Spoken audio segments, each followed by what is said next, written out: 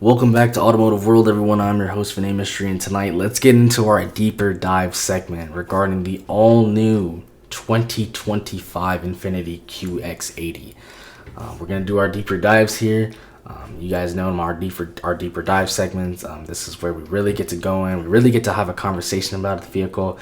I'm going to try to keep my opinion out of this as much as possible because I like to keep that for the podcast. I like to keep these as factual as we can. But we're going to do a deeper dive, so this is going to be probably a decent size, a decently length video. So, grab some snacks and things, take a seat, because we're going to be here for a little while. We're going to get through all this. First thing, obviously, complete redesign. Let's start off with the price. The older vehicle was, upper 70s, low 80s. This vehicle, MSRP wise, is going to start $84,445. On the top trim, depending on options, because we've got 4 trims here: Pure, Luxe, Sensory, and Autograph. On Autograph, you're going to be looking at $112,590. So, MSRP wise, this is not out the door price. And this is not without, dealer markups. You're looking at mid 80s to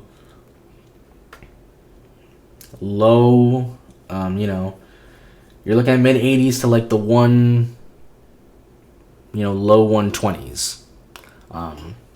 With markups and out the door price, that 84 trim might become like 85 or 86, maybe even 87. And who knows, this 112 right here could be close to 120. So you're looking pretty much at close to, if not a 6-figure vehicle here. And probably most of the people that are going to buy this vehicle are probably looking at like these 3 trims right here: Luxe, Sensory, and Autograph. And if we're really honest, they're probably just looking at Sensory and Autograph. So if that is you, good for you. Just know that you're going to be spending 100K. You're going to be spending 6 figures, and you're probably going to be spending well into the 6 figures. So, if you were thinking this was going to be a cheap vehicle, I hate to break it to you, but that is not the case here, unfortunately. Obviously, some things that we have here, we've got, a new heads-up display. We're going to have features such as the air suspension. We've got heated and ventilated first and second row seats. So we've got a lot of different, things here. Let's get into one of our main points, though. Our engine transmission. Gone is the V8. I know. A lot of you are going to be upset. I know a lot of you already are upset because I watched other people's videos.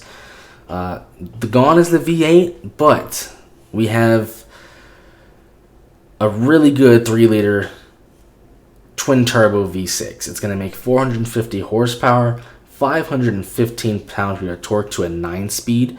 That's also going to get us, with the air suspension, it's going to get us to 8,500 pounds of towing. The V8, obviously, we're going to miss it. We're going to miss the sound. We're just going to miss how it felt, it being naturally aspirated. We're going to miss it. But we have an engine here that's going to give us more horsepower, more torque, more fuel efficiency. This engine is also a derivative of the older GTR engines, being one of the VR engines. So this is a good engine that we have. But yes, unfortunately, the V8 has gone. We know that the V8 was going to go in these Nissan products anyways, because obviously with the Titan going, this is the engine more than likely that we're going to see on the new Nissan Armada when it comes out. But gone is the V8. We would love to have it, but it's how the industry is going. Like I said, though, we've got a more than capable engine, a V6, twin turbo, making more horsepower, more torque. No hybrids. It's going to be interesting to see with the twin turbo, reliability wise, how that stacks up.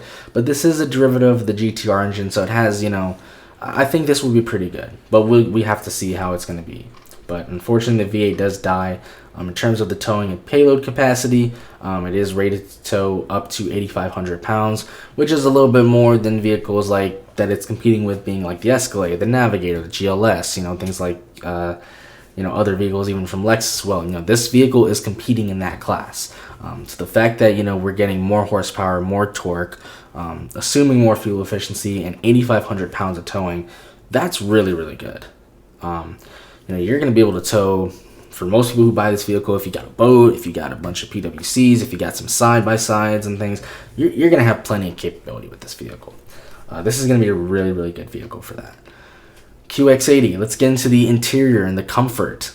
So interior-wise, obviously, we know that this vehicle has a host of interior features, heads-up display, first and second row can get, heated ventilated seats. We have an all-new screen on the vehicle. It's a 14-inch dual sensor screen. We actually do have features on the vehicles for cameras to have wide angle cameras up to 170 degree field of view, 150 to 170. So if you're in like a parking lot or something, you can see that wild field of view, because it's a long vehicle sitting in there. There's a lot of stuff you can miss. Obviously we mentioned the first and second row are going to have, the ability to upgrade, for the seats, so that way you can have heated and cooled seats. We're going to have the infrared system to detect, when a rear seat passenger is too warm, it can direct cool air to them, which is pretty cool. We're going to have automatic aircon for seats, which is really, really nice. So you don't even, now maybe your kids don't even have to say, oh, it's too hot. It'll just do it for them. We've got a whole host of ambient lighting. They claim up to 64 different colors. They have a cool box, so you can put your 6-pack of your favorite beverages. This is a really nice, we're really going luxury here on this vehicle. In terms of the infotainment system, we have two 14.3-inch screens. This is, like I said, these screens, when you see them, and I'm going to pull up some pictures of them in a little bit, and I'm going to pull up the press release because we've got more information on there. They're huge. They are huge. We've also got a third 9-inch touchscreen that's mounted on the lower controls for such functions like HVAC and things, drive mode selector. This vehicle is just, it's all screens. It's Google-based infotainment system. You're going to have Google Maps, Google Play Store. You're going to be able to get a 14-speaker clip stereo system, or you can get the more powerful upgraded 24-speaker system. They don't tell us what the wattage is going to be on any of those, but we have got a whole host of features here. They're claiming up to 8 USB-C ports in the cabin, so if you got a lot of passengers, there should be no issues with people fighting over USB-C and, being like, I need to charge my devices and things. You should have plenty of power in this vehicle. And here's a picture of the vehicle actually right here. We'll actually open up the gallery, and we can actually see here. Let me see if I can go full screen on here. We can actually see here that, let me see.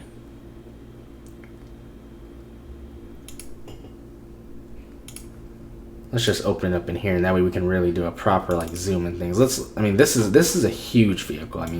You can see here you've got your dual 14.3-inch screens. You've got your second 9-inch screen over here, just for things like HVAC and seat controls, the massage and things. Your drive mode selector. You've got your cool box. You've got another glove box here. You've got ton of you got air vents and everything here. You do have what you can see there. Looks like some buttons there. They look like they seem to be touch capacitive. I can't tell if they're physical buttons. Obviously, there's not many physical buttons on this vehicle at all. It's pretty clean up here. Obviously, all the buttons on the steering wheel, except for the little dial there, those are going to be touch capacitive. It's a really, really nice looking vehicle. It is all screen though. I'm telling you, I was not exaggerating when it was all it is. These two screens are huge, and you can pair them together. Like I said, they actually have some cool camera functions like the wide camera view, so you can see everything around you when you're driving. So that way, if you're one of those people that tends to hit the curb a lot, you don't have to worry about that, because you will be able to see it in this vehicle. They also do have a cool vehicle feature, which is the diary feature. So you can actually it takes a video while you're driving, and then you can record it, export it, and use it for social media and things. So it's kind of like they almost just pretty much strapped a GoPro in there. It's kind of cool, but tons of technology. The screens are just absolutely massive. It's pretty mesmerizing how big those screens actually are. And that's obviously that's just the way the industry is going, but it is really, you can see here, I mean, with the, the quilted seating and things, I mean, this, Infiniti, I know a lot of people love to give Nissan and Infiniti a lot of crap because, they might be struggling and things like that. But just like they say here, I mean, you can look at this interior and it's like, they're here. Like, they did actually care about this vehicle. They are here to play. They are charging a price that is putting them in a field where they are here to play. And you can clearly see they want the smoke. They really, really want the smoke. We go back to that infotainment system. We got the two 14.3-inch screens. We come back here. We see it there with the, we have in the headliner, we're going to have speakers and things. It's insane what they've done there. When it comes to driver, safety assistance, we've got standard on all the QX80 models. You're going to have automatic emergency braking. You're going to have blind spot monitoring. You're going to have adaptive cruise control. We're going to have lane keep assist. There are going to be more advanced versions of the adaptive cruise control, which obviously in the ProPilot 2.1. And it is saying here there is an optional hands-free driving feature for ProPilot. Now, for the hands-free driving feature, it's kind of like a semi-autonomous system. It is on pre-mapped roads. So that hands-free driving feature is not going to work on every single road. It is only going to be on pre-mapped highways or pre-mapped routes. So if you are looking for, a vehicle that has some semi-autonomous feature, this does have a little bit, but just keep in mind it's not going to work everywhere. Obviously, in terms of, warranty and maintenance coverage here, we've got a really good warranty, 4 years, 60,000 mile. For powertrain, we've got 4 years, 70,000 mile. Unfortunately, we don't have any MPG figures. They do say that obviously the twin turbo V6 is going to be more efficient than the V8 while being more powerful, but we don't have any confirmed figures for MPG. So unfortunately, it's we really don't know what that's going to be like there. Sorry about that. We have our official press release from Infiniti Newsroom. We're going to go, I did a little bit on the car and driver model on their article, but we're going to go really deep in depth and we're going to talk about this. So, sit down, relax. We got a lot to cover, and I'm going to show you some other things from that article as well. I'm going to pull. Obviously, that we have the new QX80. It was unveiled.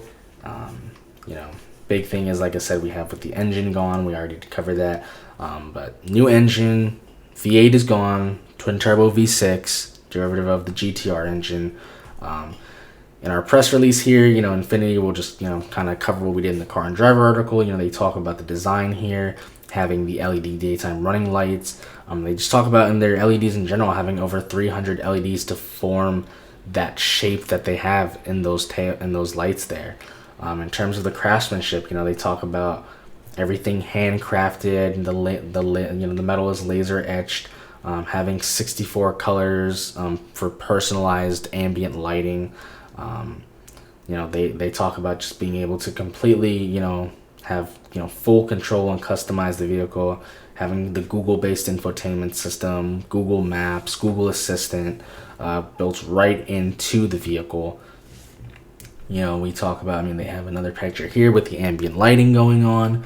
We talk about here with the integrated technology. They talk about the AC a lot. Infiniti is really, stressing how they've done the climate control, being that one of their highlights is the available biometric cooling, which can detect when passengers in the second row are automatically feeling warm, like we covered in the other article, saying that with, they can cool them in 50% less time than a standard system.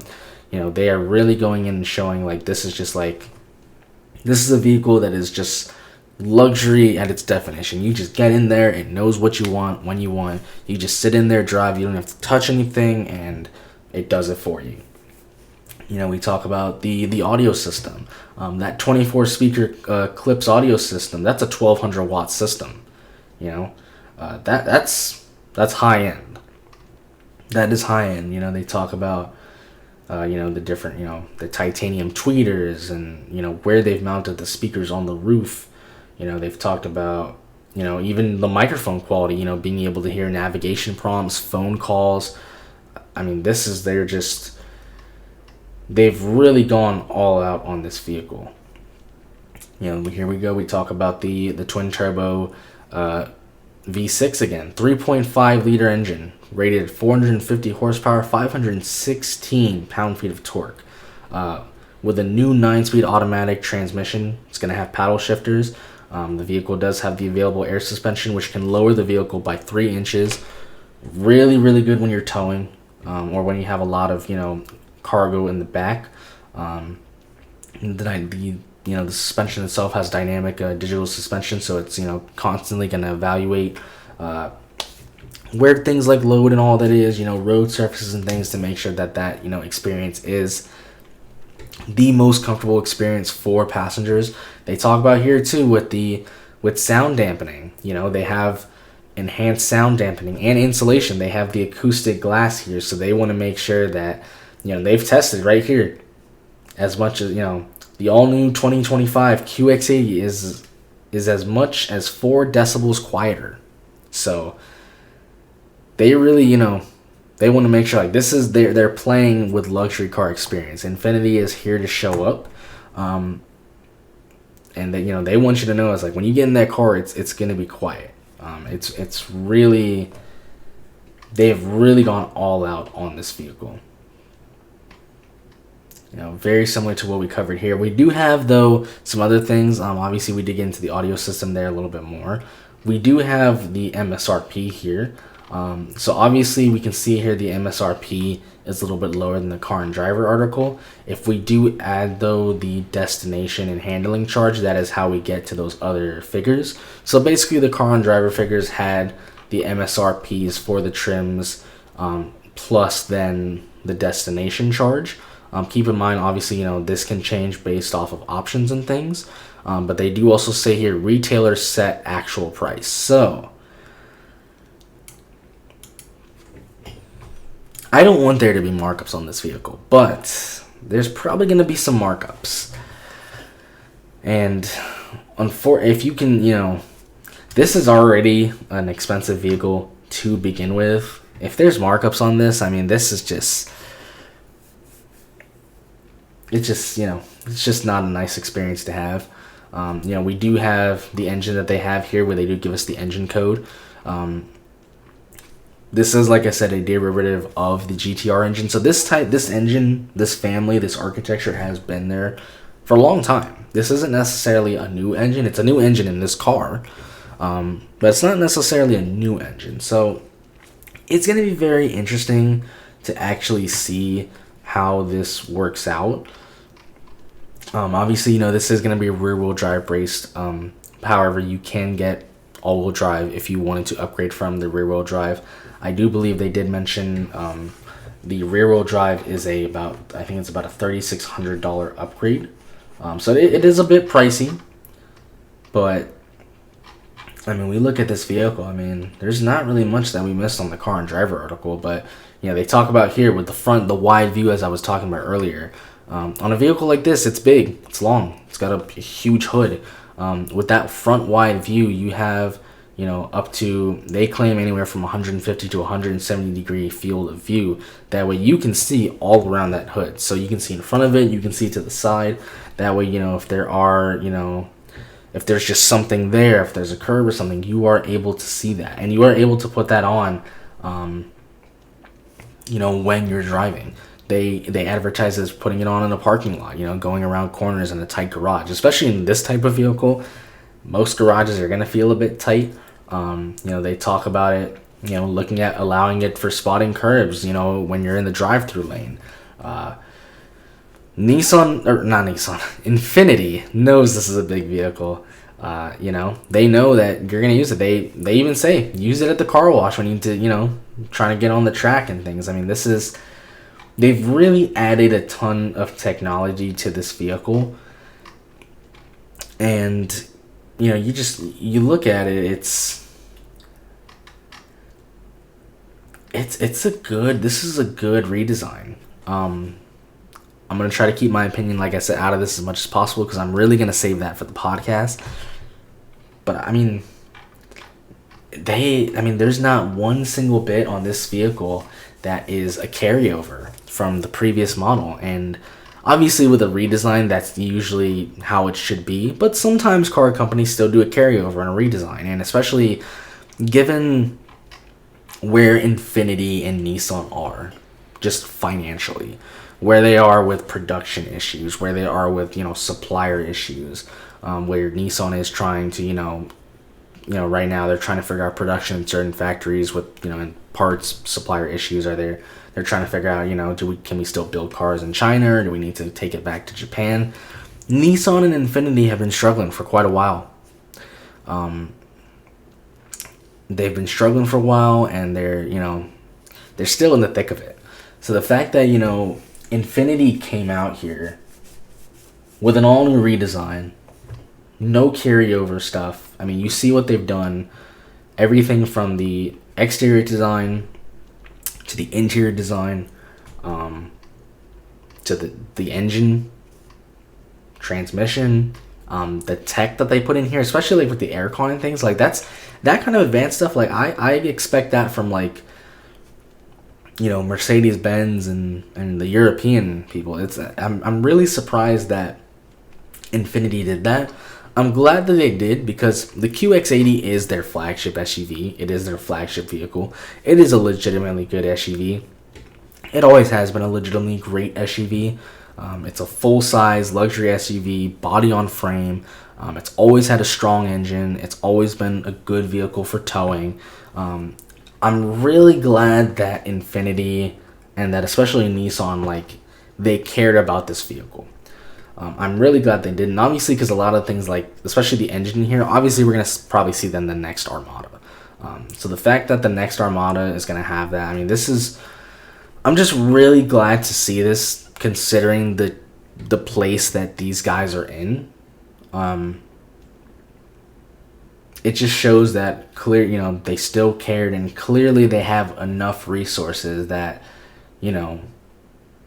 they thought this was worth it. Like they put the money into this.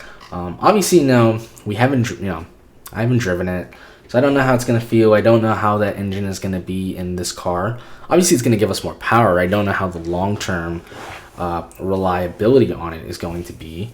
Obviously, like they mentioned here too with technology. This is Infiniti's first time for a vehicle with Google integration. Built-in Google Assistant and Google Maps.